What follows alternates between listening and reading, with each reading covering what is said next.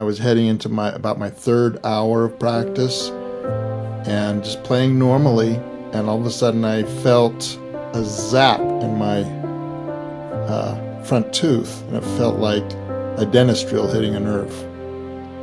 And Ouch. I immediately thought, okay, this is not good.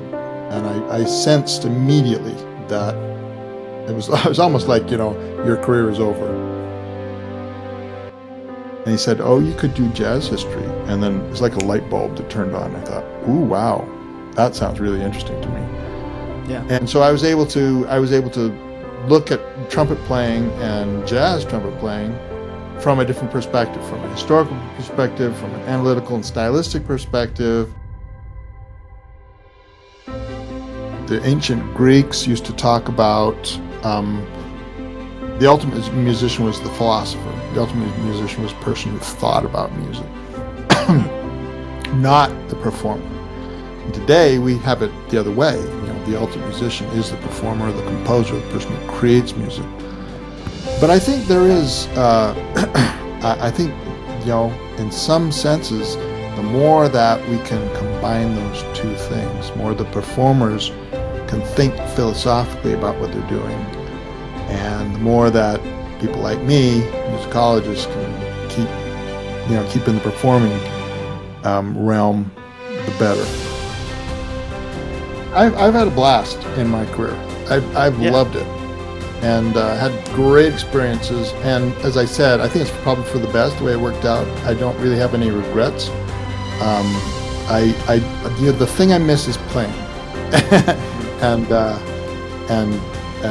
so for people like your age, I guess if I had any counsel, I'd say, if you're gonna leave it, pick up something else.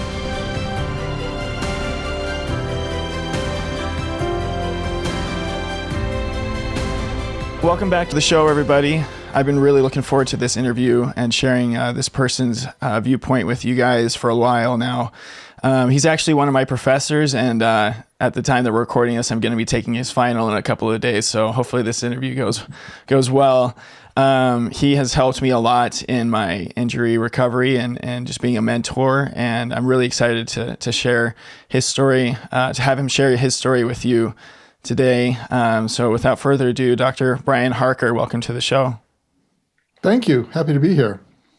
Thanks for being here. Thanks for agreeing to do this. And the reason why I say that his story, I think, will be really impactful and meaningful for a lot of people is that up until this point, all the people I've interviewed have been people who have come back to their instruments to be performing musicians post-injury. And there's a lot of people that are going to be listening to this episode that that may not be the case for, and but they still want to be as connected to music as possible because of how meaningful music is in our lives, right? And so I don't want to take away any of your thunder, but would you just share with the audience kind of what your story was with your injury, and then kind of how that's affected your life? Sure. Well, I was a very serious trumpet player in high school, and driving from Santa Barbara to Los Angeles once a week for lessons and playing as much as I could with every possible conceivable band. And and I was practicing 3-4 hours a day, and the injury, such as it was, just kind of happened. Nothing out of the ordinary. I was just practicing. I was heading into about my third hour of practice and just playing normally. And all of a sudden I felt a zap in my front tooth, and it felt like a dentist drill hitting a nerve. Ouch. And I immediately thought, okay, this is not good. And I sensed immediately that it was almost like, your career is over. But I kept kind of playing as much as I could, but I kept feeling this pain. And then I stopped playing because I went on a mission for the church, and I was out of commission for a year and a half. And when I came back, I didn't know whether I was going to start up again or not playing the trumpet. because with that problem, I didn't know if I could. Anyway, I go to BYU, I get involved in the music program, I start playing again.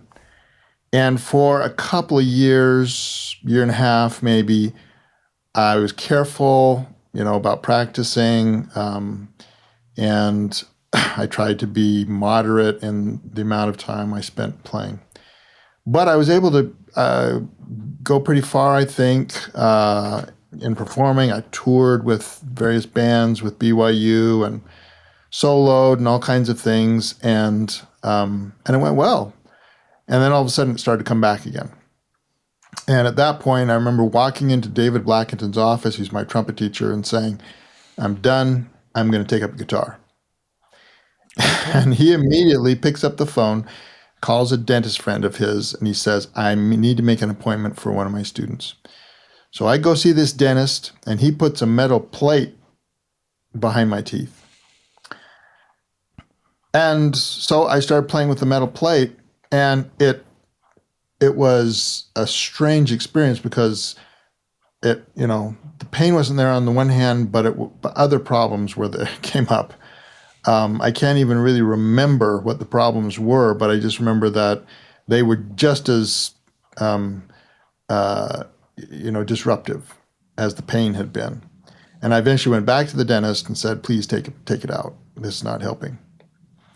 And then I remember I went on a tour with Synthesis, the BYU Jazz Ensemble, in 1988.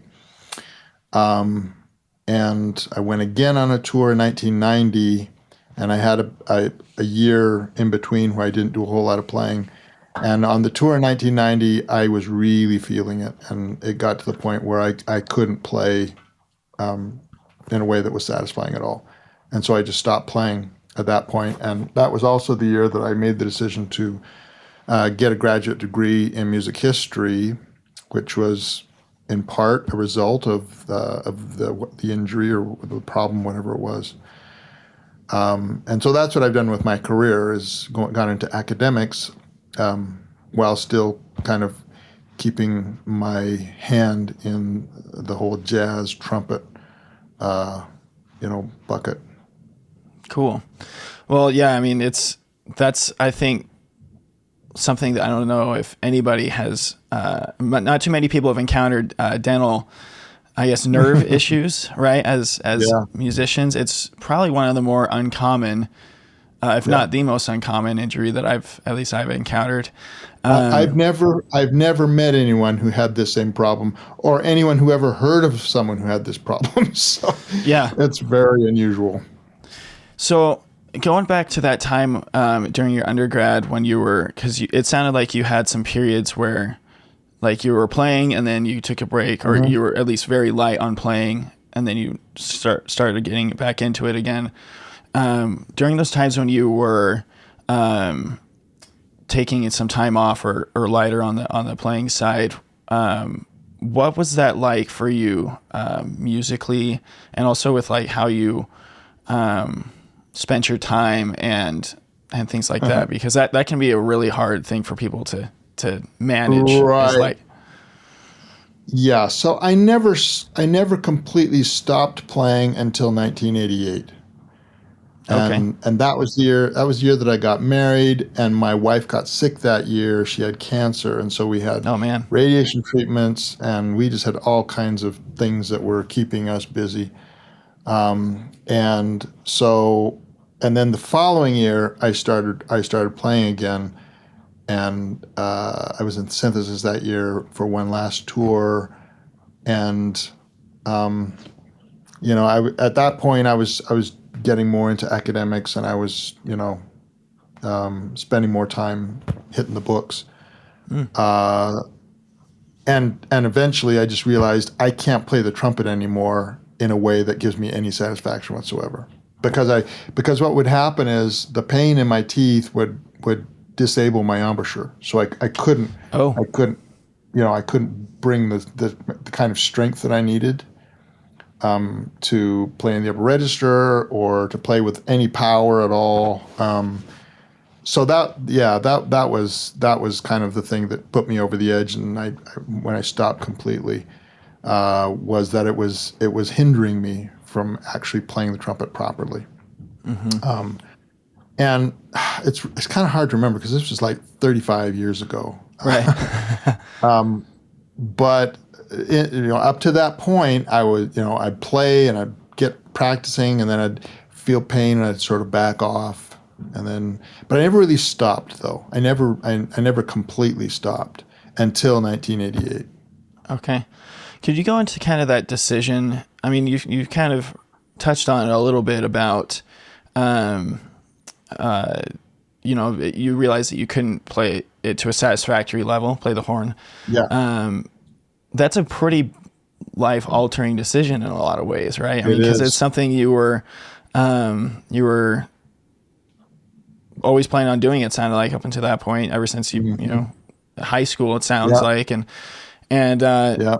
So what was that like, making that decision? Like, was it something that was just kind of always in the back of your head, like, oh, I could always do musicology as well, or No, not at all. something? It was kind of a sudden thing because I remember it was my last semester at BYU, and I got in the elevator with a professor of mine, music history professor, and he says, "What are you going to do when you graduate?" And I said, "I have no idea."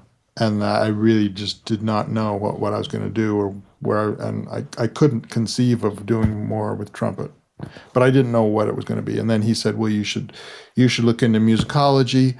If you apply tomorrow, you can join the graduate program at BYU." And I mean, it just kind of clicked when he said that. And he said you could do jazz history. And at that point, I thought, okay, that's something I could do. And so the very next day I submitted my application, and voila, I was in the musicology world. And it was a long transition, though. I mean, it took a long time to get used to the idea of not being a player and not being a performer, and not, being involved in actively making music. And it's something I still mourn to this day. But just in terms of practical realities, I had to do that. I had to sort of grab onto something and go with it. And I felt good about it, but like I say, it was a transition for sure. Mm-hmm. And what has helped you, I mean, as you started that master's program, like you said, it's a huge transition, especially for someone who, I guess, had never, previously considered music. Was music history any sort of like a passion for you, or even like an interest before that? Well, I guess I found the subject matter interesting, and after class, I would often go up and ask questions of the teacher, and that's why he suggested you would be good in this. This is something you could do. But I'd never, not for an instant, had ever considered pursuing it as a profession. Mm-hmm. I only turned there because my dream was sort of evaporated. The thing that I'd always wanted to do, I couldn't do anymore. And as it turned out, I feel that it's probably for the best. I think I probably made a better musicologist than a trumpet player. But it was hard at the time, for sure, very hard. Yeah, and I think a lot of people listening right now are kind of in that crossroads, right? Of trying to figure out what to do if it's worth continuing going down the road of recovery or taking another path. What would you think? Let me say, go ahead, Clark. The whole transition period from the first day I felt that pain in high school until that moment of deciding to go into grad school and do music history, that was about a 10-year period. So this is a long transition. And even though I kind of felt doomed in that first experience, I felt, okay, it's over. I didn't stop, or I should say I kind of stopped and started and was just very ambiguous and didn't know where I was going with it. But I kept at it, I kept at it until, like I said, I got to that point where it was no fun anymore, and I had to do something. So and I imagine this is true for other people with performance injuries. I know one person right now who plays the bassoon, and he had a performance injury. He had tendonitis when he was a student back in my day, and he's still playing the bassoon. So I know this is something that, different performers have different resolutions with, and for some it can be resolved, sometimes over a long period of time. Some it can't be resolved, and but in my case, it was a transition of about 10 years. Yeah, I guess the thing I keep learning in my own experience is that the more you try and put your own timeline on things, is the longer it takes to, the longer that timeline gets, Yeah. So what It's would hard you? because you're dealing with the physical structure of your face, and you can't control that. Nope, If you have not at all. pain, if you have, problems, it's kind of out of your hands. I mean, there's solutions maybe out there and they're worth pursuing as far as you can, but you can't, by force of will, you just can't get over it like that. Right. Yeah. You can't will yourself to heal. Right. So for people who are at that crossroads, what would you think are some kind of key components or to consider for them Yeah. because like I said, it could be a long road of recovery, or it could be a Right. stepping off point. And so what do you think are some like kind of universal principles to consider when trying to make that decision? Like for anybody listening who's at that crossroads. Well, for me, I didn't, I didn't sort of give up until it was affecting my musicianship. And then I just kind of had to, okay, I'm walking away now. But as long as I was able to play and play well and play the way I wanted to play, I guess I was willing to put up with it. So, and everybody kind of has their breaking point maybe. And so just be alert to where that is, would be one thing. And then another thing, and this is a personal thing, but I feel that you have to figure out what you are put on earth to do, you know. And if that's playing the trumpet, then somehow or other it's going to work out, you know. But at some point, either it's going to work out, or, all the signs are pointing in another direction. Mm-hmm. And at that point, you have to be open enough. You have to open your mind enough to possibilities you had never considered. And I mean, I considered lots of things. I considered business. I considered organizational behavior, psychology, all kinds of things. And I was always pushed back. I was always pushed back into music, by circumstances. And like I say, when when crunch time came and I actually did jump ship and go to music history, even though it was hard, I felt like, okay, I've been prepared for this. I'm ready to do this now. Because it's kind of like, there was really no hope. I tried everything I knew how to try, and it was just getting worse and worse. Mm-hmm. So, and the thing is, like I say, I know people who've had performance injuries who work through them and continue a professional career, and I know people who, and again, particularly brass players who have a chop problem or something like that. Right. That can often be very difficult to overcome, because it has to do with nerves and and problems that. I mean, playing a brass instrument is just such a brutal process. And It's definitely not a natural thing that our body's used to. That's for sure. yeah, and it just seems like it's very hard to recover from, what feels like a big setback like that. I mean, physically, you can recover emotionally, you can recover your life, you can recover, new dreams, but. And I guess I just, I've talked to too many brass players who lost their careers, and I haven't really found brass players who had a performance injury, and I mean, apart from you hear about trumpet players who get their teeth knocked out or whatever, and then Right.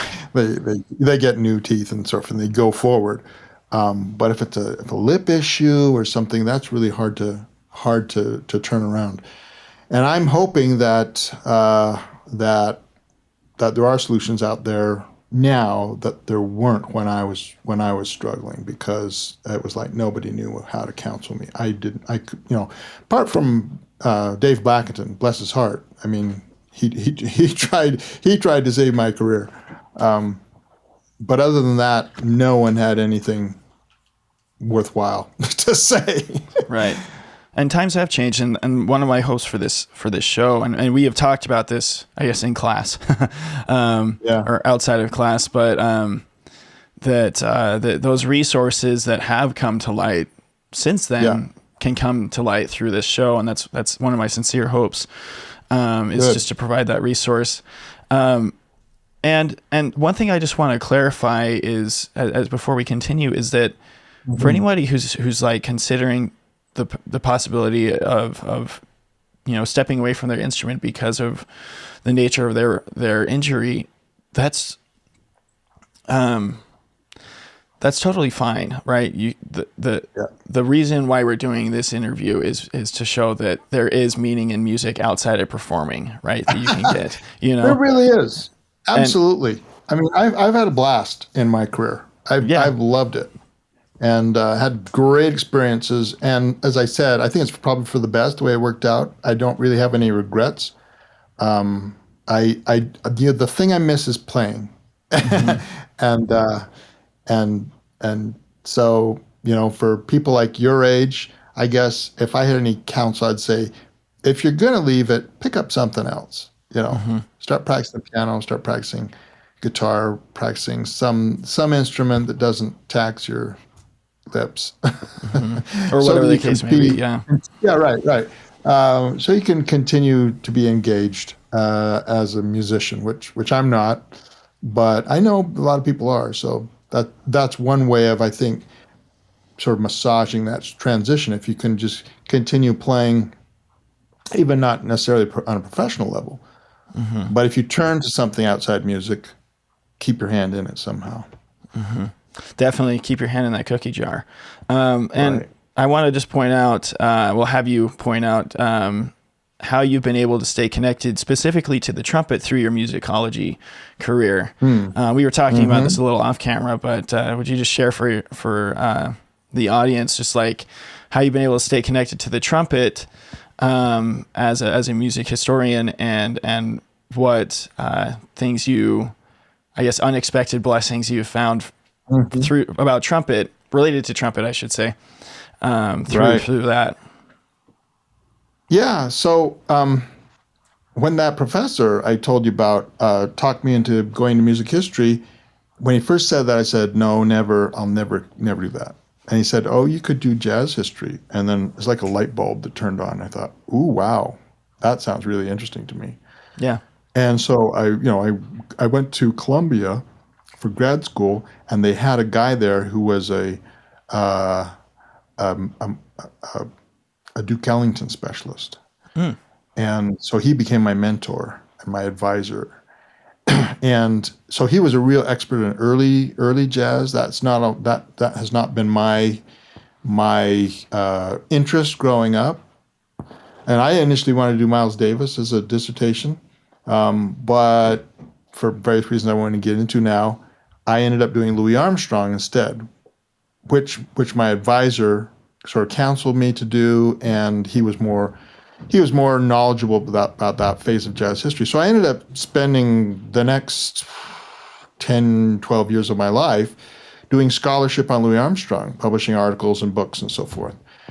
And and that was a lot of fun. I mean, that was fantastic, And so I was able to look at trumpet playing and jazz trumpet playing from a different perspective, from a historical perspective, from an analytical and stylistic perspective, and try and understand what it was that made Armstrong good, what made him important, what made him so influential.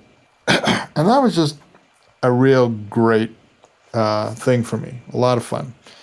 And then I've been doing various other projects, but my current project is to get back to Miles Davis, who's always my initial love, and and again, I think I'm actually happier, just sort of embedded in this whole world of these jazz musicians and the music they're recording and playing, and the sidemen they have, and the people they're working with, and the influence on them. It's just a broader picture. And so even though I left playing the trumpet, I've been studying trumpet playing as an academic ever since. That's really cool. That's really, really cool. And I'm just curious, the research that you do and the academic work, is that more, I may be phrasing this, or I don't know, but is it more analytical of the actual music, or anecdotal, like the history aspect of it? Both. What I'm really interested in is understanding how historical trends, biographical trends, cultural trends come together to create music, to form music in people's minds, and what it is that drove changes in musical style. That's really what I'm most interested in. But it's always about the music for me. It's always about the notes. Yeah. Yeah. And my next question, I've been trying to think of how I would phrase this all day, but like, what's like for you, I guess from a fulfillment standpoint, studying the music and really getting deep into the music, how does that differ from playing? I guess maybe that's too esoteric of a question, but like, how does that experience differ than playing from a musical standpoint? I don't know. That's a really vague question. No, it's a great question, and I think it gets at the heart of what a lot of young musicians have trouble with when they get into a music history class, because you do have to think differently. Right. You're not thinking about, okay, how to produce it. How do I produce this sound?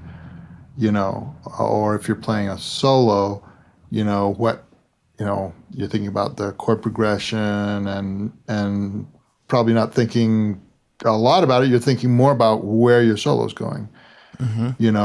That's, and you bring those thoughts, those thought patterns into your work as a scholar, but it's more kind of like you're on the outside looking in.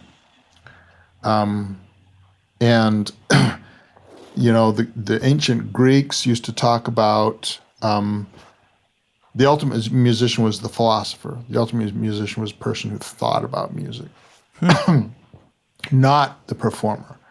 Today we have it the other way. The ultimate musician is the performer, the composer, the person who creates music.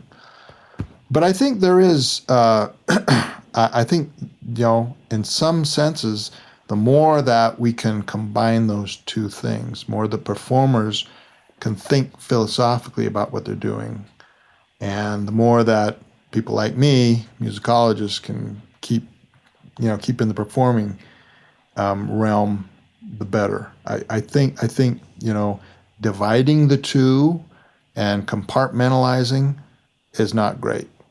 I mean, I think ideally you wanna be able to think, have that.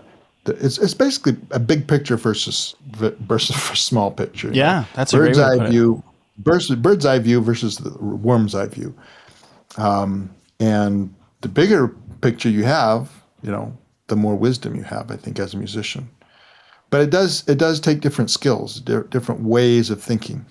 But one of the things I'm trying to do over time in my work at BYU is to minimize that distance between the performing experience and the academic experience. Well, and it just provides such a deeper and more enriching experience for the musician. Like, I mean, especially from a jazz and in the jazz world, because it is so connected to the culture and what's going on at the time of its, I guess, conception and everything that's involved with that style of music is just so, you can't divide it from its upbringing and everything. And if you try to do that, then you really trivialize the music, or you really take away its significance, dare I say? I don't know. I think something's missing for sure. You know, if you're just focusing on the notes, there's a bigger picture. That's all. There's a bigger picture to make it a little more meaningful, a little more relevant, a little more significant, and give you a bigger perspective. So, yeah, definitely. And I think the principle, I guess, underlying in all of this, just what we've been talking about the last little bit, is just that, again, like we were saying before, there's meaning outside of just performing the music. And you can, like, for those of you guys out there who are listening in podcast land of that I mean, wherever you are in your injury or recovery or progression as a musician, because there are people that aren't injured that are listening to this podcast, and there is so much to music that you can get out of you can get so much out of music rather than just performing.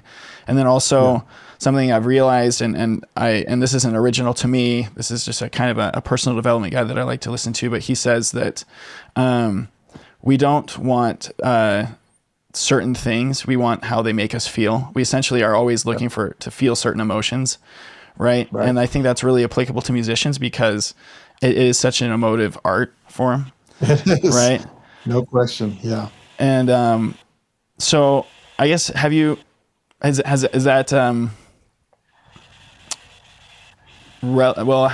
seen that, I guess, principle as you transition to musicology and now in your career? The principle of emotion? Well, just, like finding that same meaning, and that, getting that sense of fulfillment through musicology. Yeah. Well, again, getting back to this idea of compartmentalization, when you go into music history or you go into any kind of musical academics, the temptation and the pitfall, I think, is to get too analytical to the point that you lose contact with the musical experience. Because you're slicing and dicing and taking things apart. Okay, it's this harmony, it's that, and it's this and the other. And you can actually become alienated from the power of music at times. It doesn't have to be that way, but it can happen because, people get inside their little silos. Okay, I'm a musicologist. I'm going to go with all the other musicologists at this convention. We're going to talk about how to, study this and analyze that and compare this with that and these influences on so-and-so. And you can forget all about the music, Yeah. And so it does, but again, it doesn't have to be that way. I think, again, it's the best of both worlds. Mm-hmm. Is just try and whatever you're doing musically, always surrender yourself to the music, let it change your life, feel those emotions, and whether same thing can happen for a performer. A symphony trumpet player can sit there and play, whatever it is, Mahler's Fifth Symphony or whatever they've done a million times before, and just kind of go on autopilot, and I've done this before, Yeah. And it can become rote, it become routine, and you can forget about what brought you to music in the first place. So I think it's a pitfall for anyone who makes music their profession, is you start to objectify it and forget forget those things. But it doesn't have to be that way. It doesn't. This has been awesome. I know you got to get going. I just have two last questions for you, Dr. Harker. Yeah. This has really been helpful. I think it's going to help a lot of people. Your perspective specifically. Good. So, first question is, you're stopped by a student in the hallway, right? Who happened to have listened to this episode of Trust the Process and said, "Hey, I'm actually going through an injury of myself." What is the one piece of advice you would have for that individual? Yeah. Don't become too rigid in your thinking. Look for solutions, but keep your mind open and to other possibilities, because it may be that your injury will be quickly resolved and be able to go back to your business, or it may become a more protracted ordeal. It may be the case that music will become secondary in your life rather than primary, or it may be that you'll have to do something else entirely. And you just kind of have to, I guess the thing that I would not want a student to do is to keep pounding away, pounding, without being open to other possibilities that may be there. And don't give up prematurely. Keep at it, keep searching for solutions. But also, recognize that, your life is a gift, and it may be leading somewhere where you had not anticipated. And be willing to ride the wave wherever it takes you. I guess that was what I'd say. Yeah, that's awesome. I think that's not just for college students. That's for everyone in life, right? And every musician is listening to this. And then, that reason, finding that reason why you're doing it, and that's just so important. All that stuff, what you said. I'm going to chew on that for a little bit. So last question is, you get to go in a time machine and go back to Dr. Harker, I guess pre-Dr. Harker, and you have the option to take away that injury and that experience, this whole experience, or to leave it there. What would you do? Has it been worth it? Oh, well, I guess it's not something I would have chosen. But knowing what I know now, I wouldn't have changed anything, because, like I say, I think sometimes in life we're denied things that we want more than anything else. And in order to appreciate the lesson that you need to learn from that experience, you have to basically receive it humbly. And so I guess I'd like to think if I knew what I know now and I went back in time, I would do things differently for sure. I would study harder. But I don't think I'd change anything else. And if I could have removed the injury, I don't think so, because it taught me a lot, and it led me to where I am now, which I'm really happy about. Beautiful. I love your story. I think it's just gonna have so much impact when this episode comes out. Okay, so good. Anyway, thank you so much for your time today, and also to everyone out there in podcast land, thanks for checking us out. Thanks for listening, and make sure you share this with someone who's going through injury, and educators and all that good stuff. And we'll see you next time. Keep trusting the process. Thanks for listening today. I hope you got as much out of it as I did. To see a full bio for our guest today, see the show notes, or go to our website at trusttheprocesspodcast.com. Make sure you share this with a musician you care about who is going through injury, a music educator in your life, or anyone just trying to make it in life. If you have a suggestion for a guest or topic to cover, shoot me an email at trustprocesspodcast@gmail.com or send me a message on Facebook or Instagram. Before we go, I just want to give a heartfelt thank you and shout out to my team: Daniel Baldwin, who is my audio engineer, Kevin West, who does all music and sound effects for the show, Peyton Womack, our website developer, and my sister, Dana Lovell, who created the logo and promotional materials. We wouldn't have the show without them. So tune in next time for another episode of Trust the Process.